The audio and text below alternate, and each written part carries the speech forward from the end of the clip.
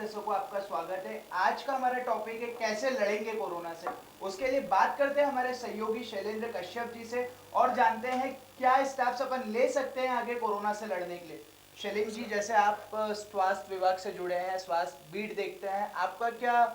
है कि किस तरह से अपन कोरोना से लड़ सकते हैं? कहीं ना कहीं देखा जाए अपनी स्थिति एमपी की बिगड़ते हुए हालात नजर आ रहे हैं। इंदौर में भी 40-42 से ज्यादा रोज के केसेस आ रहे हैं और किस तरह से अपन देखेंगे कि कहीं ना कहीं हमारा इंदौर भी दिल्ली जैसा नहीं बन जाए। कहीं ना कहीं आम जनता को आज भी डर लगा हुआ है। तो आइए बात करते हैं शैलेंद्र कश्यप जी से और जानते हैं किस तरह के स्टेप्स लेने के बाद हम कोरोना से लड़ सकते हैं। अक्षय भाई, मैं कोरोना काल का जो पहला दिन था, जिस दिन लॉकडाउन हुआ था, उस दिन से मैं ग्राउंड रिपोर्ट करते चले आ रहा हूँ। जब से देख रहा हूँ, जब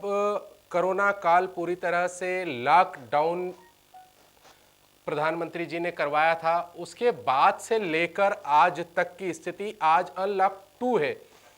अनलॉक 2 कर तो दिया गया है, लेकिन इसके अंदर स्थिति इसलिए बिगड़ती नजर आ रही है कि लॉकडाउन के अंदर जब देखा गया था तो पूरी तरह से बंद कर दिया था अक्षय भाई, जिसके कारण से लोग एक दूसरे से सोशल डिस्टेंसिंग बनाए हुए थे। लेकिन अब जो अनलॉक किया है, अनलॉक में सोशल डिस्टेंसिंग का पालन बिल्कुल नहीं हो पा रहा है। दिल्ली की स्थिति आप देख सकते हैं, दिल्ली में किस तरह से कोरोना के पॉजिटिव अब बढ़ते नजर आ रहे हैं, क्योंकि शुरू से ही वहां पर किसी भी प्रकार की सोशल डिस्टेंसिंग का पालन नहीं किया गया था अक्षय।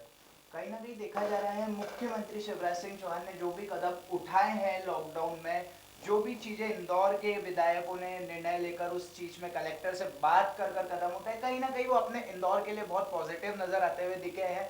पर एक चीज मैं बता दूं, जैसे बॉम्बे वापस से लॉकडाउन हो चुका है पूरी तरह, दिल्ली में आज भी सारी चीजें ओपन है, पर कहीं ना कहीं मेरे को ऐसा नजर आ रहा है कि दिल्ली भी आने वाले कुछ समय में वापस से लॉकडाउन हो रहा है। पर एक छोटा सा सवाल मेरा आपसे ये था, आप बीट पर रह रहे हैं, आप कलेक्टर साहब से डेली मुलाकात कर रहे हैं, सीएमएचओ से आपकी मुलाकात हो रही है, पर कहीं ना कहीं उन्हें ये भी बताया जाए कि बीजेपी और कांग्रेस के जो लगातार धरना प्रदर्शन हो रहा है, सारी चीजें हो रही है और आने वाले समय में उपचुनाव भी अपन को नजर आ रहे हैं, पर आपको लगता है कि उस उपचुनाव में अपन लोग बीजेपी हो या कांग्रेस किसी को ब्लेम नहीं कर रहे, पर आपको कहीं ना कहीं ऐसा लगता है कि ये नुकसानदायक हो सकता है आम जनता के लिए? ये आम जनता की दृष्टि से देखा जाए तो ये नुकसानदायक इसलिए हो सकता है क्योंकि जब राजनेता, जो कि एक आप मान सकते हैं अक्षय भाई कि राजनेता जो है ये कहीं ना कहीं अपना प्रतिनिधित्व करते हैं जनता के लिए, तो जब जनता के ऊपर ही इनका प्रभाव गलत पड़ेगा, ये लोग आपस में ही कुछ इस तरह से सोशल डिस्टेंसिंग का पालन नहीं करते हैं। ये इनको कई बार देखा गया है कि धरने प्रदर्शन में इन लोगों ने कई बार ऐसी सोशल डिस्टेंसिंग की कमी देखी गई, जिसके कारण से पूरी तरह से जनता जब इनकी तरफ देखती है कि ये हमारे प्रतिनिधित्व करने वाले लोग ही जब इसका पालन नहीं कर रहे हैं, तो कहीं ना कहीं गलत प्रभाव जनता पर तो पड़ता है अक्षय भाई। एक छोटा सा मेरा आपसे निवेदन था, आपने देखा होगा आज से कुछ समय पहले गौरव रणदीवे ने जब नया नया प्रभार संभाला था, बीजेपी अध्यक्ष बने थे, तो जो स्थिति कुछ बजरंग दल कार्यकर्ताओं ने बीजेपी कार्यालय के नीचे लगाई थी, भीड़ लगाई थी, उसके बाद वो भीड़ गौरव रणदीवे से ही नहीं संभल पाई। तो कहीं ना कहीं ऐसे माहौल को कैसे सुधारा जा सकता है? जब प्रतिनिधित्व करने वाला व्यक्ति ही इन सब चीजों को नहीं देख पा रहा है,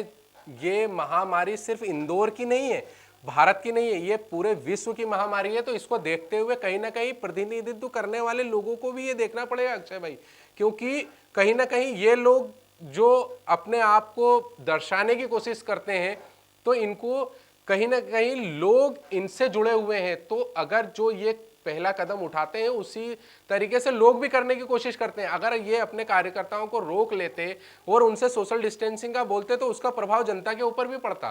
तो इनको ये देखना पड़ेगा कि जनता के बीच में रहने वाले ये जो राजनेता हैं, इनको भी सोचना पड़ेगा। प्रशासनिक अधिकारियों की आपने बात करी, सीएमएचओ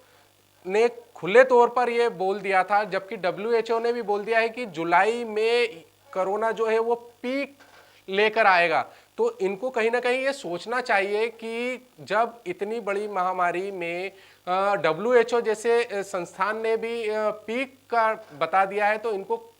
सोच समझकर काम करना चाहिए। वहीं आपने चुनाव की बात करी, तो चुनाव,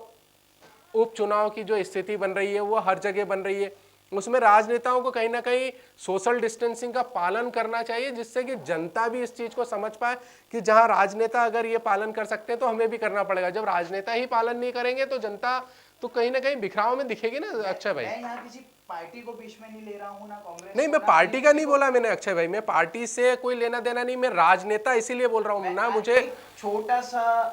वीडियो मेरे सामने आया था, हम दर्शकों को भी दिखाएंगे कि जब भी बीजेपी वाले एक ने जब सियासी हलचलें चालू हुई थी, गोलू शुक्ला को प्रभार दिया था, तो कहीं ना कहीं देखा गया गोलू शुक्ला ने बड़ी बड़ी होटलों में अपने मंडल अध्यक्षों की, सावेर के कुछ लोगों की बैठक रखी थी। उस बीच में भी कहीं ना कहीं आपने देखा होगा कि वहां के कार्यकर्ताओं ने ना मास्क लगा रखा था, ना कुछ करा था, और ऐसे में वहां से कभी कोई कोरोना पिक निकल जाता है तो उसका इल्जाम और या उसका ब्लेम सरकार किसको मानेगी, या तो बीजेपी को या फिर कांग्रेस कार्यकर्ताओं को? अक्षय भाई, मैं यहाँ ये बोलना चाहूँगा कि पहले भी इस तरीके के केसेस निकल चुके हैं, जिसके कारण कई लोगों को क्वारंटाइन होना पड़ा था, यहाँ तक कि पत्रकारों को भी क्वारंटाइन होना पड़ गया था। कमलनाथ की एक बैठक के अंदर कोई कोरोना पॉजिटिव निकला था, पहले जब लॉकडाउन लगा हुआ था उस वक्त की मैं बात कर रहा हूँ। तो इसी तरीके से इन लोगों को उस चीज़ों को सोचते हुए अपने जो नेता हैं उनको ये सोचना चाहिए कि जनता के ऊपर क्या प्रभाव पड़ेगा, इनको खुद के कार्यकर्ताओं को संभालना चाहिए। जबकि बीजेपी का ये माना जाता है कि संगठित पार्टी है और संघ का बहुत अच्छा प्रभाव है, नियम कायदे कानून से चलती है, तो कम से कम बीजेपी के नेताओं को तो ये सोचना चाहिए कि हम लोग किस प्रकार से आगे हम लोग काम करें, कार्यकर्ताओं को समझाएं, जिससे कि इस तरीके की स्थिति नहीं बने। क्योंकि कोरोना काल कोई छोटा मोटा नहीं है, ये बीमारी जो है एक दूसरे को छूने से लग रही है, तो कम से कम सोशल डिस्टेंसिंग का पालन करें, मास्क कम से कम लगा लें। क्योंकि मास्क नहीं लगाते हैं तो कहीं ना कहीं किसी भी व्यक्ति को यदि कोई कोरोना पॉजिटिव उसमें होता है तो दूसरों को कोरोना करने में ज़्यादा वो नहीं हो पाएगा। बात करते हैं प्रशासन की। कल एक मांगलिया का वीडियो वायरल हो रहा है, दर्शकों ने फेसबुक पे भी देखा होगा। मांगलिया विवाद जो थाने में हुआ था उसमें भी पूरी तरह से प्रशासन की धज्जा उड़ाते हुए देखे हैं। लोगों ने वहां पर ना मास्क लगा रखा था, ना कुछ था, भीड़ इकट्ठा हुई थी थाने में। और आज सुबह का ही वीडियो नया आ रहा है, अभी दर्शकों को हम बताएंगे कि डीआईजी ऑफिस में जब जन सुनवाई बंद है उसके बाद भी मांगलिया के कुछ लोग इकट्ठा होकर भीड़ लगाई है। उन्होंने उस जगह पर भीड़ लगाई है जहां पत्रकार बैठते हैं, उस जगह पर भीड़ लगाने के बाद भी उनके ऊपर क्या 144 की धारा डीआईजी ने लगाई है। देखो, ये तो प्रशासन का काम है कि वो किस धारा में क्या केस लगाते हैं। लेकिन जब डीआईजी ऑफिस में इस तरीके की भीड़ लगी थी तो वहाँ के कुछ अधिकारियों को ये सोचना था कि इस प्रकार की भीड़ ना लगे। ये प्रशासन का अपना एक आंतरिक मामला है अक्षय भाई, कि ये उन्हें देखना चाहिए। वो इस तरीके के मामलों को देख लें और समझें कि कोरोना काल खत्म नहीं हुआ है, कोरोना खत्म नहीं हुआ है, अनलॉक जरूर हुआ है, लेकिन अनलॉक भी हुआ है तो कुछ शर्तों के साथ हुआ है, तो कम से कम उन शर्तों का पालन हम ही लोग कर लें। मेरा एक आपसे बहुत छोटा सा प्रश्न है, क्या ये लॉकडाउन में जो भी परेशानी आ रही थी वो सिर्फ सब्जी वाले हैं, छोटे छोटे व्यापारी, सिर्फ उन्हीं के ऊपर कोरोना का संकट है कि पूरे आम जनता से लेके, राजनेताओं से लेके, प्रशासन से लेके या मीडिया से लेके उन लोगों के ऊपर आज तक कोई कार्रवाई नहीं करी है प्रशासन ने? प्रशासन ने हमेशा छोटे व्यापारियों के ऊपर ही कार्रवाई करी, तो ऐसा क्यों नजर आ रहा है? नहीं, मैं यहाँ आपकी बात काटूंगा अक्षय भाई। क्या कार्रवाई तो सभी के ऊपर हुई है, लेकिन ये जो हम बोलते हैं छोटे व्यापारी हैं, ये एक तरीके से कोरोना वॉरियर्स बन सकते थे। क्यों? क्योंकि सब्जी मंडी है, वहाँ पर भीड़ लगती, सब्जी व्यापारियों से ये लोग सब्जी लेते, इसलिए प्रशासन ने थोड़ी सख्ती इधर दिखाई थी। वो भी कुछ समय की सख्ती थी अक्षय, क्योंकि क्या होता है कि किसी तरीके से प्रशासन अपने आप को रोक ले, इन लोगों को रोक ले, जिससे कि कोरोना कहीं ना फैलने की जो नौबत आने वाली थी वो रुक जाए। प्रशासन की मैं यहाँ तारीफ करूंगा, कलेक्टर साहब की, जो कि कलेक्टर साहब ने इन स्थिति परिस्थितियों को देखते हुए लोगों को रोका और उस कारण हमारे इंदौर में कोरोना बढ़े मरीज, लेकिन उस तादाद में नहीं बढ़े। उसी का आज उदाहरण ये है कि आज जहां 110 मरीज आ रहे थे वहीं अब 45 मरीज के आसपास देखने को मिल रहे हैं अक्षय भाई। मैं खुद मनीष सिंह जी की बहुत तारीफ करूंगा। मनीष सिंह एक ऐसे कलेक्टर है, पहले वो इंदौर कमिश्नर भी रह चुके हैं, इंदौर जो आज थर्ड नंबर पर आ रहा है, आज तीसरी बार इंदौर जो पहले नंबर पर आया है, उसमें कहीं ना कहीं पूरा श्रेय मैं मनीष सिंह को देना चाहता हूं। पर एक छोटा सा उदाहरण अभी कुछ देर पहले का आया है, रमेश मेंडोला का मंत्री पद ना मिला है तो उनके कुछ साथी जैसे राजेश रोडकर जैसे कुछ नगर मंत्री है, नगर अध्यक्ष है, इन लोगों ने जो वहां पर भीड़ लगाकर धरना प्रदर्शन किया है, सरकार ने कहा रखा है कि 144 लागू हो गई, उसके बाद भी क्या इनको धरना प्रदर्शन करने का पावर किसने दिया है और किस लेवल पे इन्होंने धरना प्रदर्शन किया है? देखो अक्षय भाई, ये तो क्या है, पार्टियों का मामला है। यहाँ प्रशासन को जरूर देखना था, पुलिस प्रशासन को विशेष तौर पर देखना था कि इस प्रकार की कोई भीड़ इकट्ठा ना हो, क्योंकि अगर इस तरीके की भीड़ इकट्ठा होती है तो लोगों के ऊपर गलत संदेश जाता है। इसलिए पार्टी स्तर के जो बड़े नेता लोग हैं उनको कम से कम ये सोचना था कि इस प्रकार से हम लोग धरना प्रदर्शन ना करें, ना इकट्ठा ना हो, क्योंकि ये कोरोना काल ऐसी स्थिति है कि इसमें जितना हम लोग सोशल डिस्टेंसिंग का पालन करेंगे उतना ही अच्छा होगा। कांग्रेस भी देखा जा रहा है लगातार प्रदर्शन कर रही है, कभी किसका पुतला जला रही है, कभी किसका पुतला जला रही है, तो ऐसे में भी 144 मुझे तो नजर नहीं आई कि कोई कांग्रेसियों पे भी 144 का या 38 का मुकदमा दर्ज हुआ है। तो अब आप बताइए कि क्या लगता है, आप फील्ड पर रह रहे हैं, आप सारी चीजें देख रहे हैं, क्यों इन कार्यकर्ताओं पर 144 का मुकदमा नहीं हो रहा? आज उनकी जगह कोई आम आदमी गली में भी खड़ा है तो पुलिस जवान द्वारा उसके ऊपर लाठीचार्ज हो रहा है। अच्छा भाई, मैं यहाँ प्रशासन की कोई ढील पोल थोड़ी सी नज़र तो आ रही है, लेकिन हो सकता है कि राजनेताओं ने कहीं इस तरह की व्यवस्थाएं करी हो कि वो सोशल डिस्टेंसिंग का पालन करें, और कार्यकर्ता हैं जो कि अति उत्साह में ये लोग नहीं कर पा रहे हैं, तो ऐसे नेताओं से या तो बात की जाए या फिर ऐसे कार्यकर्ताओं पे थोड़ी सी कड़ी कार्रवाई हो जाए, जिससे कि राजनेता भी अपनी समझ में आ जाए कि 144 धारा लगी हुई है और एक जगह लोग इकट्ठा ना हो। एक एक्ट लगा हुआ है जिसके कारण भी यहाँ हम लोग मान सकते हैं कि लोगों को इकट्ठा नहीं होना है। प्रशासन अपनी स्थिति देखता है, जहाँ अगर प्रशासन को लगता है तो वो कड़ी कार्रवाई करने की कोशिश करता है। अक्षय,